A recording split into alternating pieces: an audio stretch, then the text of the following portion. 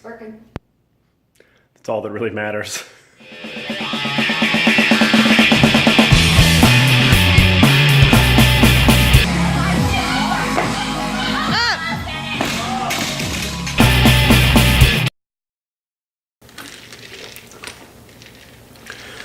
So, I've been fighting a pretty nasty cold for the past 3 days. Got me to thinking. Obviously, it was bad enough to where I could not train through it. Little sniffles and stuff like that. Stomach aches, little tummy aches. Not going to really stop training, but this one was pretty legit. So it ended up in a total of 4. It happened right after a scheduled off day. So it ended up in 4 days off from training. And feeling bad from sick is one thing, but I started realizing even on the tail end of recovering, which I'm still in now, is that everything just started to hurt. My upper back started hurting, my shoulders flared up, my knees were achy, hips, everything like that. And it just occurred to me that I can kind of fool my body into not being 36 years old as long as I keep moving, as long as I keep doing stuff, as long as I stay active. But the second I stop and become sedentary, everything just starts to set in and get concrete poured over it. It feels like, to be honest, I'm 36 years old, but most days I feel 26 or younger. It's just a process of me having had an active lifestyle, not having too many chronic injuries, and being lucky enough to not have any chronic illnesses. But like the second I become completely sedentary, bedridden, it becomes a mess. I feel like I start to turn into a corpse.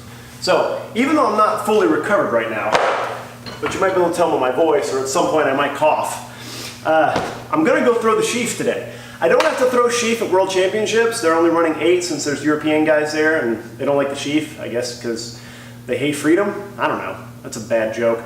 But I have to throw it in Charleston in a little under 2 weeks, and it's a really heavy sheaf. It's like 22 pounds, mine's 21 pounds. So I'm gonna just get out and toss to see how it feels. It's been a couple of months. It's been since Nationals since I threw it, so let's see.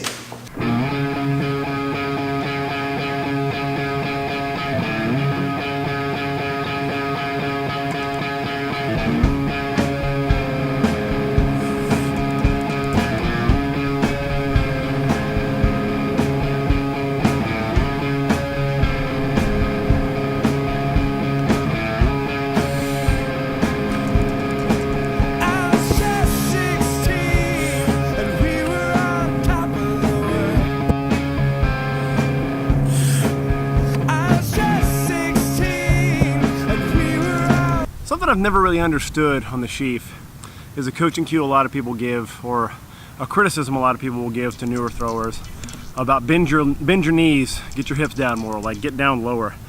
I think, of course, if you're standing up completely lock-kneed and hips are locked, you're completely stacked up, yeah, you're not going to generate any power. But I don't really buy that that's the secret for a lot of people. A lot of people complain, oh, I need to get my legs into it, I got to squat down and really explode up. It's not how the movement works. When you're doing a hang clean, I mean, how far do you really need to dip to create power? Not far. You really just have to drop a few inches at the most, depending on anatomy, depending on how you're built, depending on where your power comes from as an athlete. I mean, just getting down into a quarter or half squat to try to generate power, I think it's diminishing returns. I think you're going to be slower out of there. So I think too many people obsess over that. I got to get down, I got to get low and use my legs.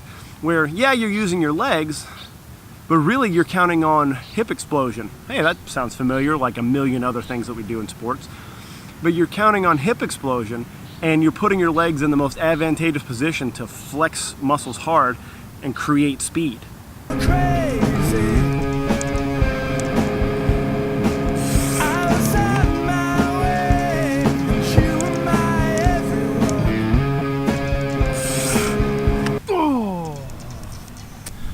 Why does that happen? Because I'm getting fatigued. I'm a little further on into the throwing session now. I loaded up real heavy on my right leg early. I know that I need to stay on my right side, be nice and patient and drive it down, but I loaded up on the right side big and leaned over like this. So that led to a couple things going wrong. As I start to come down, I pulled up early instead of diving down with the bag. Instead of feeling my right side when it falls down, I tried to force it by leaning over onto my right side. So I stood up way early, didn't get the bag very low. My pole's way up here. When I'm putting the most force on that bag, through the fork into the bag, it's facing off that way. It's not facing up here. So where's it gonna go?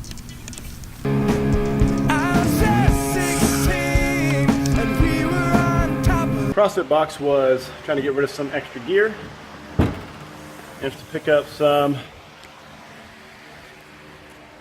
another pair of 45s, pair of 10s, actually match what we got.